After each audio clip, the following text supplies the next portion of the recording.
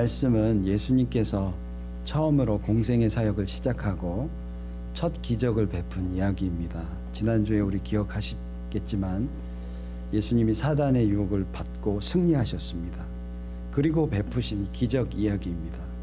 오늘 1절을 보시면 이렇게 얘기하죠. 사흘째 되던 날 갈릴리 가나에 혼례가 있어 예수의 어머니도 거기 계시고, 이렇게 기록하죠. 예수님과 또 예수님의 어머니 마리아와 또 예수님의 제자들이 갈릴리 가나에 있는 한 시골 마을에 결혼 예식에 초대를 받았습니다. 그리고 2절을 보면 또 이렇게 얘기하죠. 예수와 그 제자들도 혼례의 청함을 받았더니, 예수님께서 결혼식장에 참석했다라는 그 의미는요, 우리에게 알려주고 있습니다.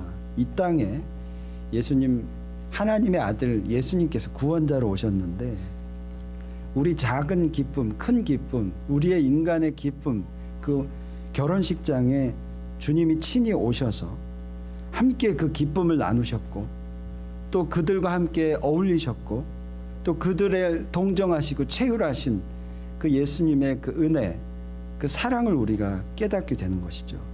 또한 예수님은 구원자이니까 번듯하게 멋들어지게 구원자로서 그냥 폼 내면서 살아가신 것이 아니라, 속세를 떠나서 염세주의자처럼 살아가신 것이 아니라 홀로 있지 않으시고 늘 사람들과 함께 계셨다는 사실입니다. 그래서 첫 기적을 베푼 그 예수님께서 혼례장에 오셔서 겸손하게 한 일원으로 그들과 기쁨을 나누고, 그리고 그들의 친구가 되셨다라는 사실을 우리가 첫 이 공생의 사역 시작을 통해서 깨닫게 되는 것이죠. 한편 오늘 말씀은 우리 읽었다시피 여러분이 잘 아시는 말씀이죠. 물이 포도주가 된 기적을 베푼 그런 이야기입니다. 구약시대 이스라엘은 특히 이스라엘 백성들은 광야 생활을 했기 때문에 포도주는 물보다 더 흔한 음료였습니다. 당시 결혼 잔치에는 보통 7일 정도까지 결혼식이 진행이 되었는데요. 그 잔치에 늘 흔하게 먹었던 음료인 포도주는 너무나도 중요한 그런 음료였습니다. 그 당시 풍습으로는 결혼식장에 포도주가 없으면 너무 이상하였고, 혹시라도 포도주가 다 떨어지게 되면 그 준비한 사람이 망신을 당할 정도로 포도주는 너무나도 당연한 그런 음료였다고 합니다.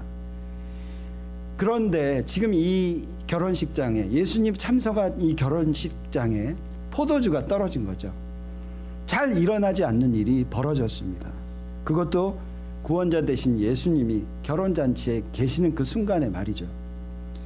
오늘 우리가 이 가나안 혼인잔치, 예수님이 참석한 이 혼인잔치를 통해서 우리 믿음에 대해서 다시 한번 생각해 보았으면 좋겠습니다. 믿음이란 무엇인가? 첫 번째, 우리 믿음의 정의에 대해서 생각해 보길 원하는데요. 오늘 말씀을 통해 우리는 특별히 예수님의 어머니 마리아의 믿음에 우리가 주목할 필요가 있습니다. 3절을 보시면 이렇게 말하죠. 포도주가 떨어진지라 예수의 어머니가 예수에게 이르되 저들에게 포도주가 없다 하니.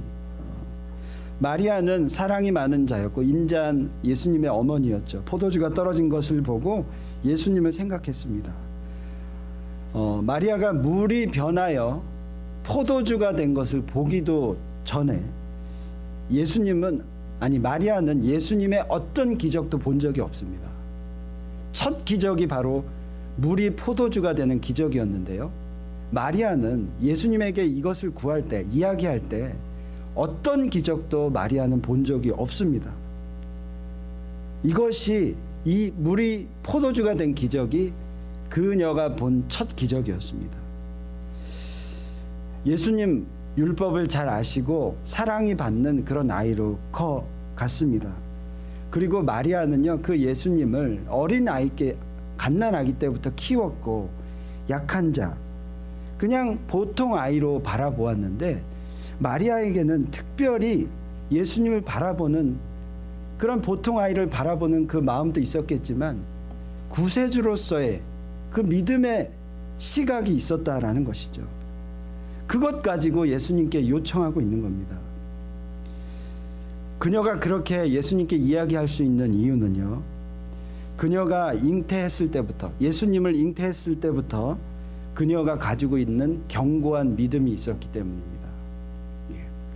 여러분 기억나시죠? 작년 말에 예수님의 탄생에 대해서 우리가 누가복음 1장을 나눴습니다. 천사가 찾아와서 예수에게 마리아에게 이렇게 얘기하죠. 내가 수태하여 아들을 낳으리니 그 이름을 예수라 하라. 마리아는 이 천사의 이야기에 약간은 주춤했으나 곧이어 굳센 믿음을 가지고 그 진리를, 그 말씀을 믿었습니다. 천사가 나타나 그렇게 이야기했을 때 예수님은 처음에는 조금 놀랐죠. 두려워했죠. 수긍할 수 없었습니다.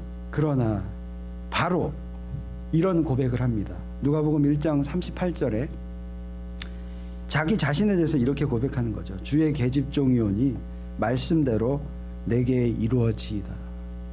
여러분 마리아의 입장으로 한번 생각해 보십시오. 마리아도 우리와 똑같은 인간입니다. 그 이야기를 들었을 때 많은 혼란이 있었을 것입니다.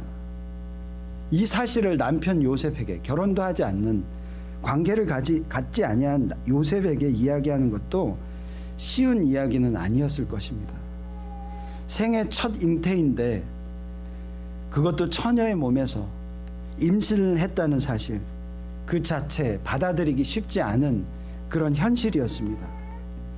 잠시 두려움이 몰려왔고 혼란이 왔지만 그녀는 자신을 통해 메시아가 자기의 몸을 통해서 올 것을 믿었고 그래서 믿음으로 취하고 찬양을 하였습니다. 누가복음 1장 46절부터 55절에는 그 마리아의 찬양이 나와 있잖아요. 그 믿음을 가지고 그 아기 예수를 양육하였고 구원자의 확신이 있었습니다. 그리고 과연 예수님을 아들이자 구세주로 키운 어머니답게 이 가나의 혼인잔치 가운데 예수님께서 기적을 베푸실 거란 그 믿음을 가지고 예수님께 요청한 것이죠. 믿음은 분투다라는 책이 있습니다. 믿음은 분투다. 저자 김성교 선교사님은 믿음에 대해서 이야기하면서 이런 간증을 하였습니다. 믿음은 무엇입니까? 단순한 이 질문 앞에서 나는 당황했다. 이렇게 중요한 질문을 대하는 우리의 태도는 너무 추상적이며 불확실하다.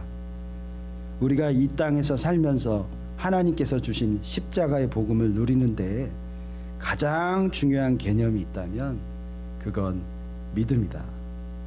우리에게 하늘의 복을 누릴 수 있게 하는 열쇠가 되는 것이 바로 믿음이다.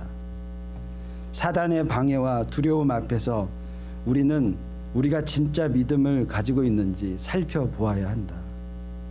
내 존재를 흔들고 죽음과 같은 고통이 있더라도 우리의 믿음이 무너질 모래 위에 집을 짓지는 않는 것인지 점검해야 한다.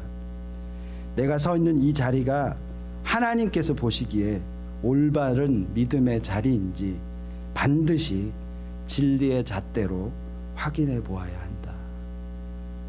이렇게 믿음은 분투다라는 책에 저자 김성교 선교사님이 고백을 합니다. 여러분, 우리는 사실 믿음에는 익숙하지 않습니다. 우리에게 익숙한 건 우리가 가지고 있는 지식이나 감정, 경험에 익숙합니다. 그런데 성경은 우리에게 믿음으로 말미암아 살리라 라고 얘기하고 있죠. 우리가 가지고 있는 지식, 경험, 감정 이런 것들은요, 저와 여러분을 온전한 믿음으로 서지 못하도록 방해합니다. 제가 앞서 소개한 이 저자 김성교 선교사의 말처럼 사실 우리가 믿는다고 이야기하지만 그 믿음이 추상적일 때가 너무나도 많습니다. 우리의 믿음이 추상적인 이유는 왜일까요? 우리가 믿습니다라고 말은 잘하는데 사실 우리가 주님을 온전히 의지하는 것이 아니라 여전히 우리가 익숙한 경험이나 감정, 지식을 의지하고 있기 때문에 그 믿음이 추상적으로 남아 있다라는 거죠. 제가 청년 사역을 할 시절 한 형제가 학업에 지쳐 있어서 푸념하는 식으로 저에게 찾아와 이렇게 이야기하였습니다. 목사님은 뭐든지 믿기만 하래요. 목사님 뭐든지 믿기만 하래요. 이렇게 푸념하듯 저한테 얘기를 하였습니다. 사실 그래 믿음이 전부야 라고 이야기하면서도 그렇게밖에 이야기할 수 없는 제가 좀 미안하였습니다. 그 형제에게 따뜻한 공감과 격려, 멋들어지게 조언할 수도 있었지만 그 청년에게 그러한 따뜻한 말을 해주지 못하였습니다. 물론 지금은 좀 신앙 훈련이 되어서 목회자 훈련이 되어서 들어주고 공감하는 훈련을 위해서 애를 쓰고 있지만 사실 그땐 그마저도 없었습니다. 그게 무슨 말이냐, 믿음이 전부야, 이렇게만 얘기했다라는 거죠. 하지만 사실 그 진리는 지금도 그 생각의 변화는 없습니다. 믿음이 전부라는 것이죠. 우리 신앙의 시작은 믿음부터 시작합니다. 믿음이 모든 것을 이기는 진리입니다. 히브리서에서 여러분 잘 아시죠? 믿음의 중요성을 강조하고 있습니다. 특별히 히브리서 4장 2절에 보면 우리가 복음을 알고 그 복음을 받은 자이나 그것이 우리 안에 복음으로 역사하지 않는 것은 우리가 믿음을 결부시키지 아니한다라고 얘기하고 있습니다.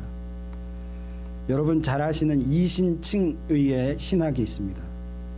우리는 오직 믿음으로만 의롭다고 칭함을 받는다라는 진리입니다.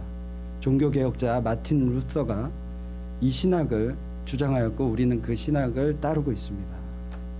역사적인 배경을 보면 부패한 캐톨릭이 사람들이 구원받도록 면죄부를 팔았습니다.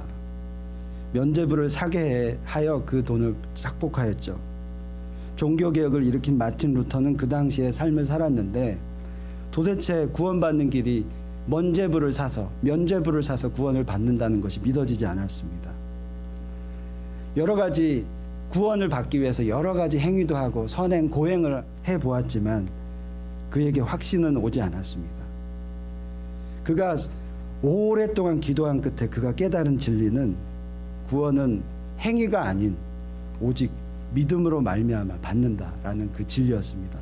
로마서 1장 17절의 말씀처럼 오직 의인은 믿음으로 말미암아 살리라. 이것 붙들고 종교 개혁을 일으킨 거죠. 한편 마리아의 말에 예수님이 그 마리아의 요청에 그 믿음의 간구에 예수님이 대답을 하십니다. 4절 초반부에 보시면 여자여 라고 이야기합니다.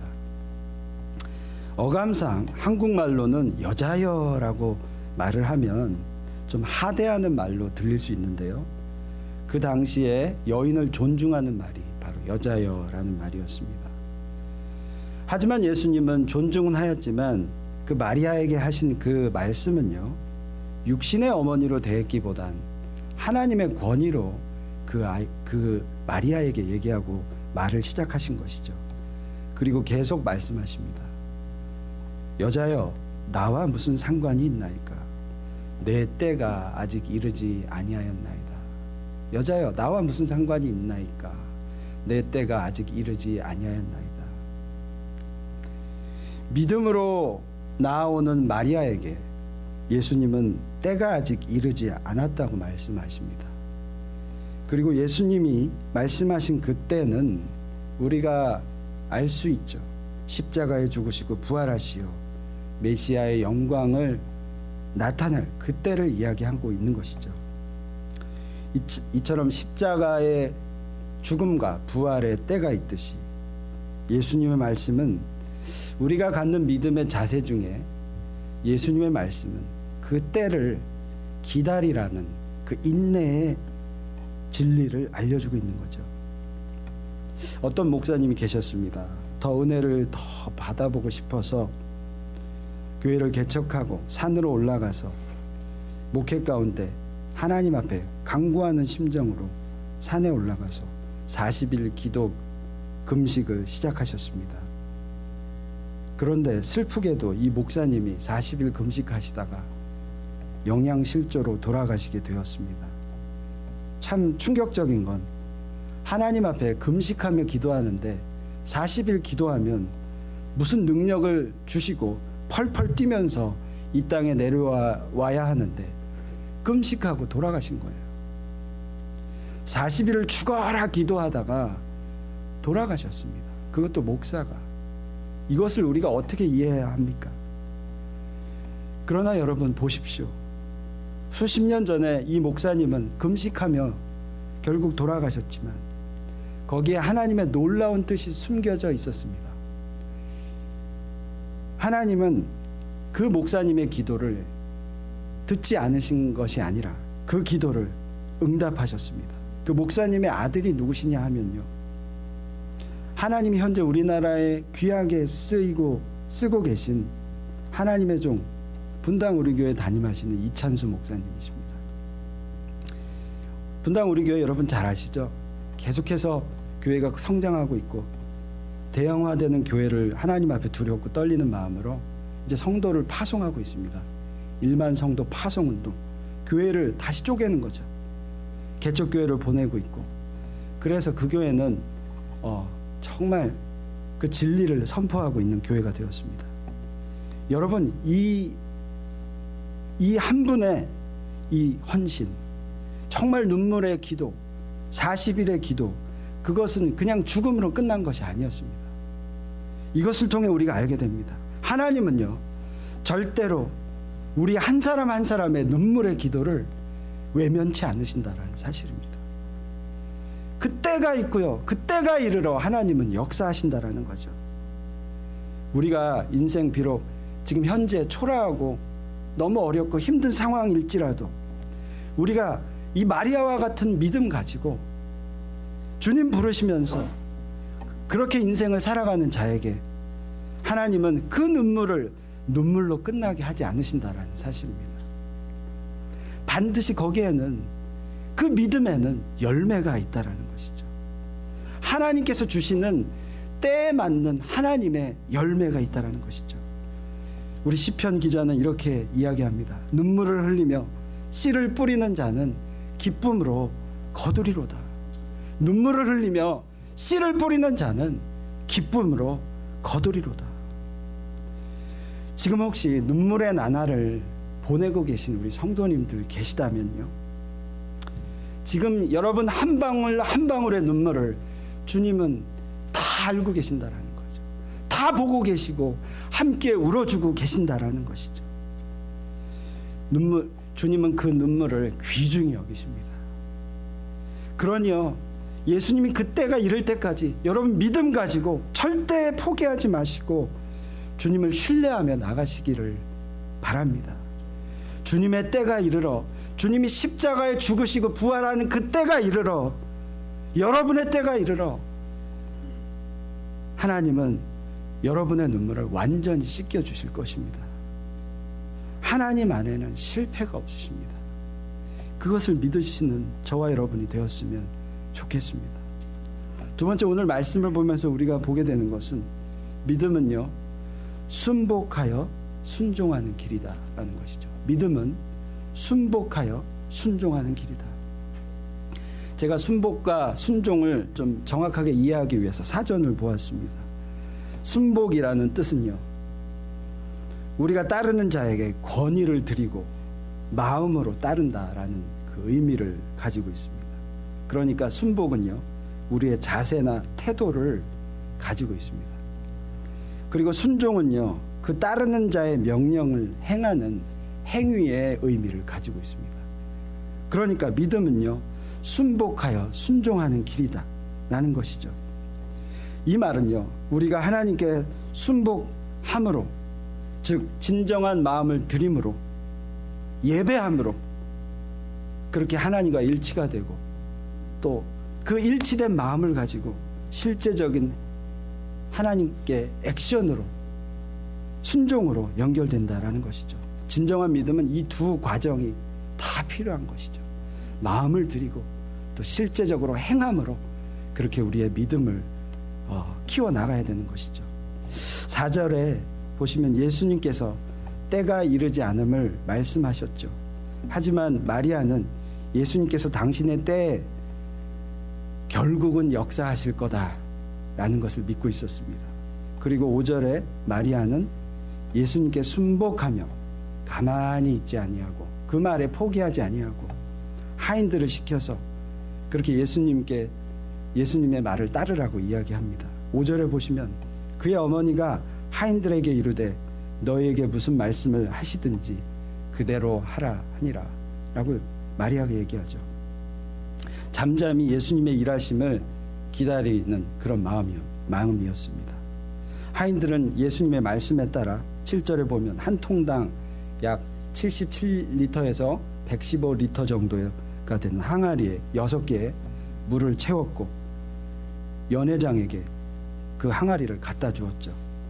그 항아리 속에 기적이 일어났습니다. 바로 물이 포도주가 되었다라는 것이죠.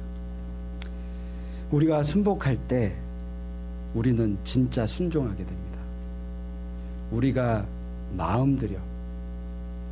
마음이 일치된 그런 예배자가 될 때, 순복할 때 우리는 진정한 순종을 하게 됩니다. 그리고 그 순종 가운데 주님의 역사를 우리는 보게 되는 것이죠. 여러분, 참된 신앙인은 누구일까요? 참된 신앙인은 내가 원하는 어떤 것을 얻기 위하여 신앙생활을 하지 않습니다. 참된 신앙인은 내가 원하는 어떤 것을 얻기 위하여 사는 사람이 참된 신앙인이 아니라는 것이죠. 참된 신앙인은 하나님이 나의 주인이 되는 것이죠. 십자가를 통해 확증하신 그 사랑을 감사하고 이제는 주님을 따르는 것이죠. 그래서 설령 우리의 삶에 내 뜻대로 되지 아니한다 할지라도, 그리 아니하실지라도 주님이 나에게 지금 최선의 일을 보이고 계시며 역사하신다라는 사실을 믿고 주님과 동행하며 살아가는 것이 참된 신앙입니다. 목사님, 이렇게 물을 수 있을 것 같아요. 목사님, 참 믿음이라는 건 너무 어려워요. 너무 어렵습니다. 믿고 싶은데 믿지 못하는, 너무 어렵습니다. 이렇게 물으실 수도 있을 것 같아요. 그런데요, 믿음이 어려운 이유는요, 우리가 순복하지 않기 때문입니다. 정말 믿음이 어렵지 않은데요, 믿음이 어렵게 느껴지는 이유는요, 우리가 순복하지 않기 때문이죠. 마음을 들이지 않기 때문입니다. 믿음은요, 마치 순수한 우리 아이들처럼 시키는 대로 행하고 의심 없이 그렇게 하나님과 동행하는 것이 믿음입니다. 즉, 믿음은요, 주님에 대한 전적인 신뢰입니다.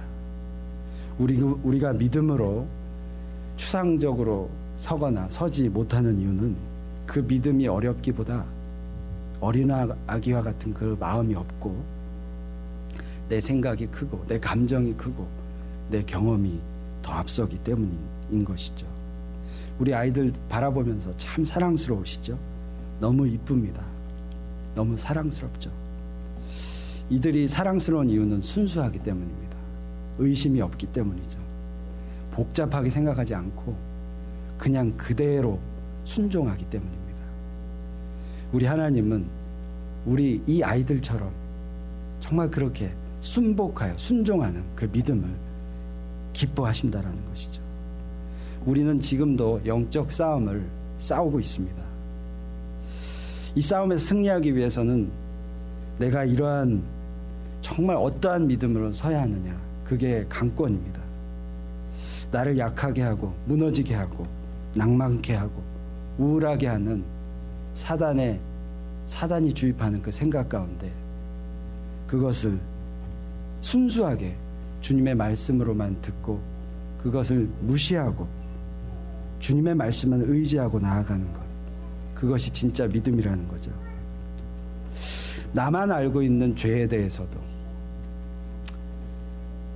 타협하거나 그냥 넘어가는 그런 생각이 아니라 하나님의 말씀 붙들고 그 죄를 죄로 인정하고 깨닫는 그 순수한 마음, 이거는 나의 죄는 아니야 라고 여기며 타협하는 그런 마음이 아니라 주님이 그렇다 하면 그것이 나의 연약함이구나 라고 인정하고 주께 회개하는 그 마음, 그것이 진짜 믿음이라는 것이죠. 예수님, 그분이 나의 주인이십니다. 주님만이 나를 채우십니다. 라는 그 순복의 마음이 저와 여러분에게 있기를 바랍니다. 여러분 기억하십시오. 마리아는 아기 예수님이 이 땅에 자기를 통해 오실 것에 대한 의심이 없었습니다. 그리고 자기의 상황을 보고 묶여있지 않았습니다. 그리고 온전한 믿음으로 순복하여 순종의 길을 걸었습니다. 그리고 나서 오늘 물이 포도주가 되는 기적을 보게 되는 것이죠. 우리 아이들 찬양 중에 이런 아주 간단한 찬양이 있죠. 예수님이 말씀하시니 물이 변하여 포도주 됐네. 예수님이 말씀하시니 물이 변하여 포도주 됐네. 우리 후렴 같이 한번 불러볼까요?